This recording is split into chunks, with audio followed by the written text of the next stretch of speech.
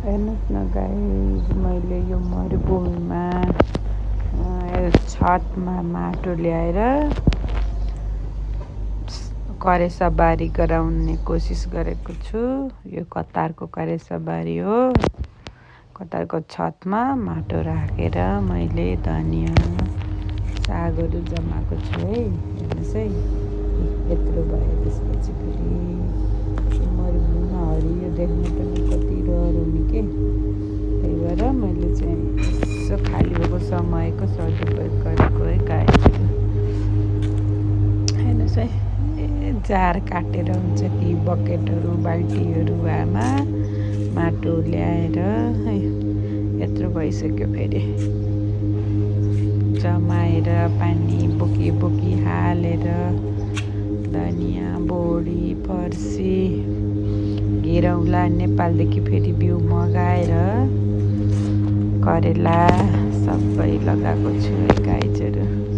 हेर्नुहोस् है मेरो मेहनतलाई। यो आयो, यत्रो भयो। फेरि करेला मजाले फैलिरहेछ। देख्दा नि आनन्द आउँछ कि मलाई चाहिँ।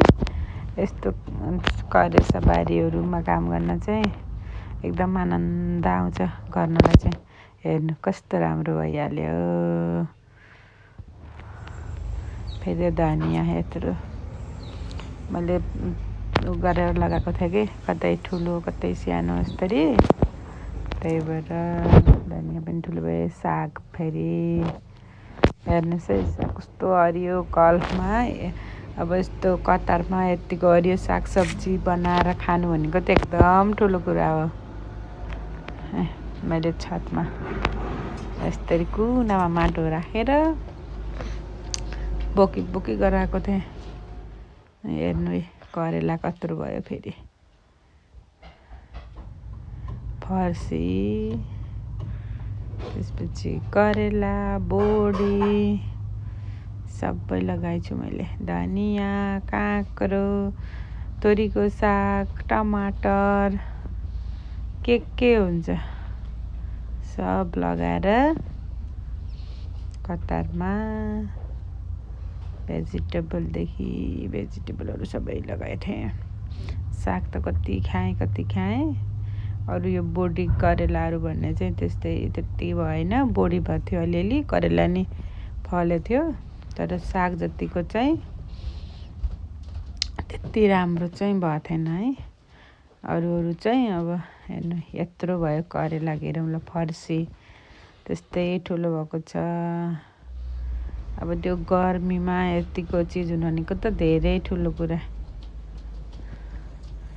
सागहरू फर्सी हेर्नु, लौका हो यो लौका। यस्तो यो हातमा लगाएको छु कि। टमाटर, लौका फुल्यो। बत्तीलाई लाउँदै कुँदै गर्छ। साग हेर्नु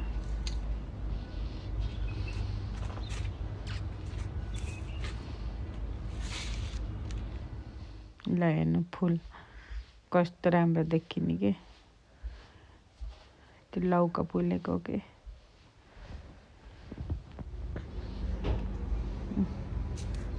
बोडी फल्न सुरु गरिसक्यो। कति आनन्द आउँछ यो फलेको देख्दा चाहिँ। फेरि एक मुठी टिपिहाल्यो। करेला नि फुलिरहेको फल्छ अब बिस्तारै।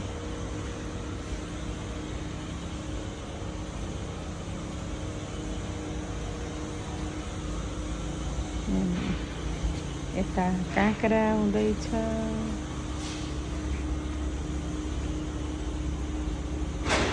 बोडी यसरी टिपेर आफ्नो मेहनतको फल खानुको मजा नि अर्कै छ है गाईहरू।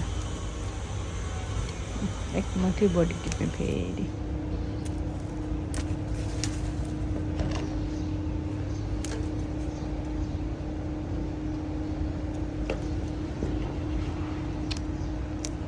बोडी फल्यो। करेला नि त करेलाको झाल कत्रो भयो।